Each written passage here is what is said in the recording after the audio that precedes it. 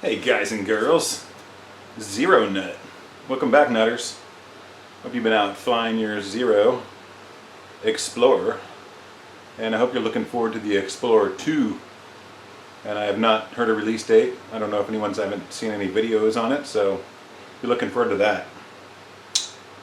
So, once again, we got the old Xiro Xplorer out here, and today, I'm just gonna just go through problems, because we all have problems. And I'm not gonna share my personal problems, but I'm gonna share some drone issues I've had, and some things I had to get past, and just some other things I did just to make life simpler. And I'm happy to say that setting this up was probably a lot easier than setting up, say, gosh, a Wi-Fi router, because that sucks. I mean, I cannot set up a Wi-Fi router. It's just ridiculous, and I get other people to do it. But this bad boy, and I thought it was kind of daunting me, and I thought it was going to be like a hard thing to do, and I thought, it didn't give me many problems at all. In fact, I only had one problem. Okay, I'll tell you. I'll start with this. I was in a field, and I think it was to take me out to the ball game. If you have seen that video, if you haven't, check it out. Take me out to the ball game, and I just got there, and I was going the back mode there to turn it on, and it wouldn't turn on, and this light just kept blinking. By the way, if that light is blinking, folks, that means there's something wrong. And when that light stops blinking, then you are good to fly. And it most likely will coordinate with these. One of these will not be lit up. In this case, all of them were lit up green, but this was still blinking. So I was scratching my head. Do I need to recalibrate the compass? What do I need to do? And at the end of the day, what it was the battery lever right here. If this is not down completely, locking that battery in place, this drone will never take off. It won't even start. So it's a moot point. It will not start. And I don't know, if I didn't just happen to kind of mess around and wiggle it and notice that it went down further, I could see myself maybe just packing up and going home and going, what is wrong with my drone? Also had a viewer response from the case video. I want to cover that real quick, asking if it's possible to fit everything in this case. No, I don't think you can. I can fit four propellers here. I can get 4 batteries, which is cool. You can put your USB cable and some other stuff that you don't want to have to fish out too deep in here. And yes, you can slide the charger in here. I didn't show that, but the charger will fit and slide right in front of the propellers and sit there nice and snug. You can store the gimbal up with or apart. I mentioned I like to store it with it because every time I use this, I'm filming, and I mean, it's just a wonderful camera drone. I think it's one of the best under $1,500 on the market as far as camera drones. It's so smooth. The footage in mode 1 is just ghostly smooth. It just floats, and the gimbal is super smooth too. I just love it. I really love it. Some other things I did, if you notice, because of battery usage, I heard some tips on these batteries. Things like if you're going to store them for a long time, or you're not going to use the drone for a couple months or a month, you want to get that battery down to about half, or maybe less than half, fully charged, half charge, for a longer battery duration. Because these things aren't cheap, so you want to make them last as long as you can. And because I have more than one battery, and eventually I plan on having 4 batteries, at least 3, I want to make sure I'm not always using the same battery, and I don't start to become, because which battery am I using? I start to use one more than the other, so I have numbered them. That way I can keep rotating them out. I use number 1, then I use number 2, then I go back to number 1, And once there's 4, I'll just probably go in a circle. Or maybe just leave 2 out and use 2 until they go bad or get weak. And then I'll hit on the other 2. But I will keep them numbered so that I'm never continuously always using one battery. Another issue I noticed, and I'm sure this will go away the more I use this, is I started forgetting which was the camera and which was the light dim. So just for time's sake, for now, I've put a C above the camera angle mechanism or lever, so that I can easily, and without thinking about it, turn my camera gimbal up and down. Simple, but effective. It works. I got a bad memory, so this always helps, left and right. Is it over here? Is it over there? Is it over here? Is it over there? I always forget. So we'll go back to problems real quick. We're going to keep this video kind of short. Like I was saying, I haven't had a lot of problems with this technically at all. The first time, and watch for this because I've seen some other people do this. The first time I used it, I'm not going to leave you there, really. Probably a stupid place. Don't ever do this at home, because that's really not a smart way to put it. But the first time I used this thing, I could see the picture, the camera was working, I could see what was going on in front, but when I pulled this up and down, it just wasn't moving anywhere. And I could hear the gears inside. Why isn't it going anywhere? I'm following all the directions. I'm doing everything just the way they showed in the video. Well, let me tell you what. You're not going to find in any video or any of the directions the note to tell you to take the brace off. You got to take the gimbal brace off. I mean, thank God for this brace because it keeps your camera tight and safe. But a lot of people, I can imagine, will be taking off with this gimbal brace on, and their footage is going to be all jacked up and shaky and screwed up, and they're not going to be able to turn it up and down. It's not going to work at all. It's just going to lock in one place and sit there and go like this with the drone. And they might hang it up and go waste about $1,400 on a DJI Phantom, when all they really had to do is just take that brace off, and then your gimbal's in full swing. And no, I'm not a club member, so I don't. DJI makes great products. I love my Xiros because I'm a Xiro nut. So the only real technical issue I've experienced with this, and it's my own fault, because having worked with a lot of music software, that's what other thing I'm into is music.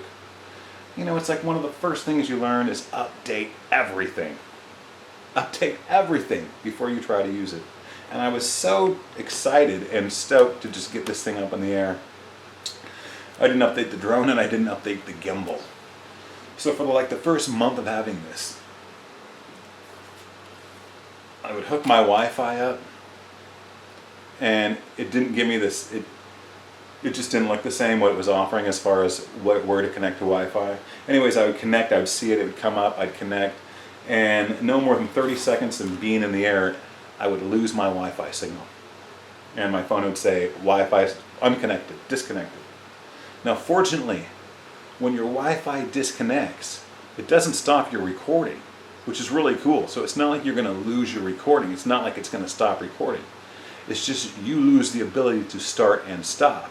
And more importantly, you lose your information, being your altitude, your distance, things like that.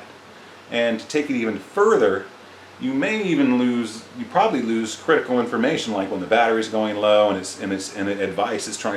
is trying to give you to keep itself out of trouble, which becomes a big problem.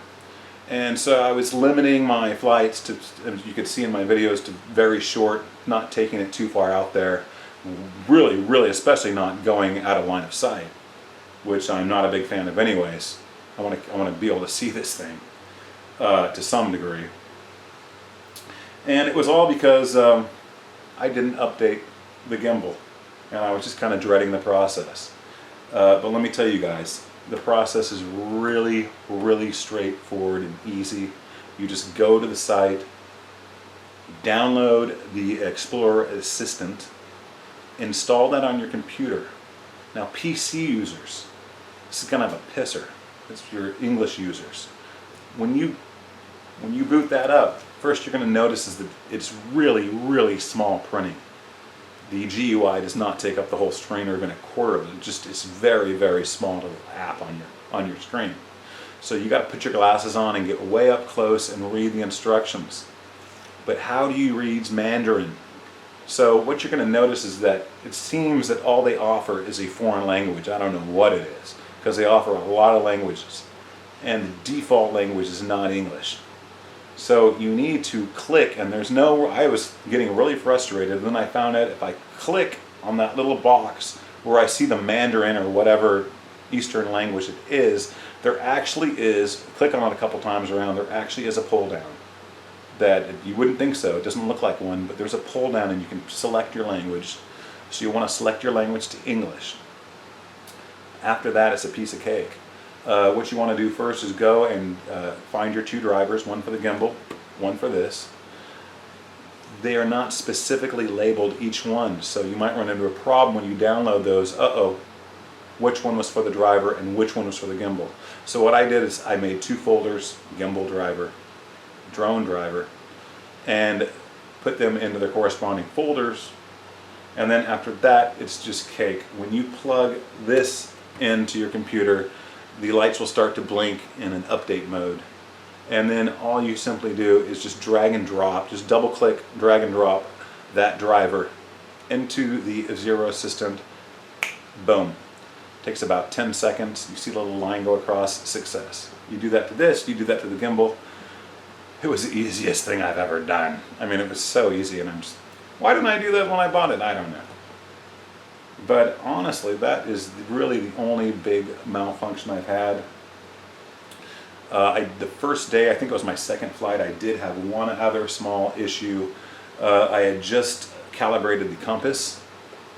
And once again, I want to preface this with the fact that I had not updated these, so who knows what it was thinking. And I took off, went a couple feet into my yard over some rocks, so there was nowhere to land the thing, unfortunately. And all of a sudden, its orientation became all weird. And when I pulled towards me, it went left. When I pushed forward, it went right, and it got really screwy for a couple seconds. I was able to land it. But I'll tell you what, I did auto land, and I learned real quick. If you hit auto land, it's going to come right back to where you first were, GPS-wise.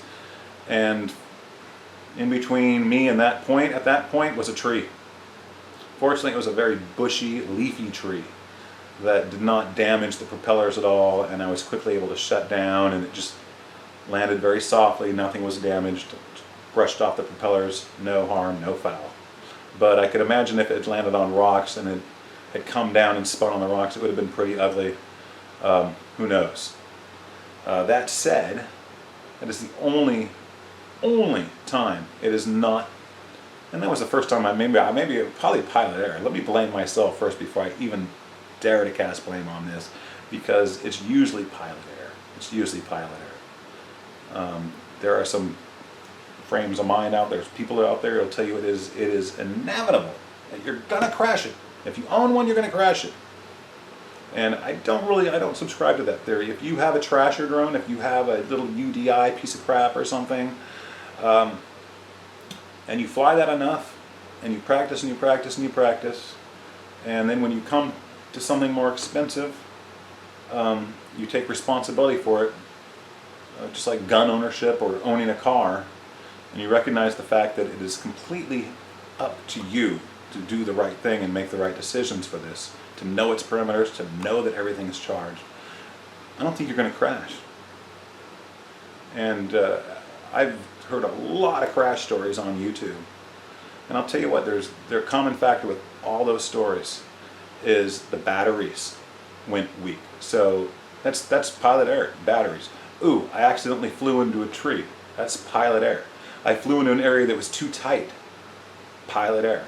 I got confused, lost orientation, start jamming those controls. Pilot error.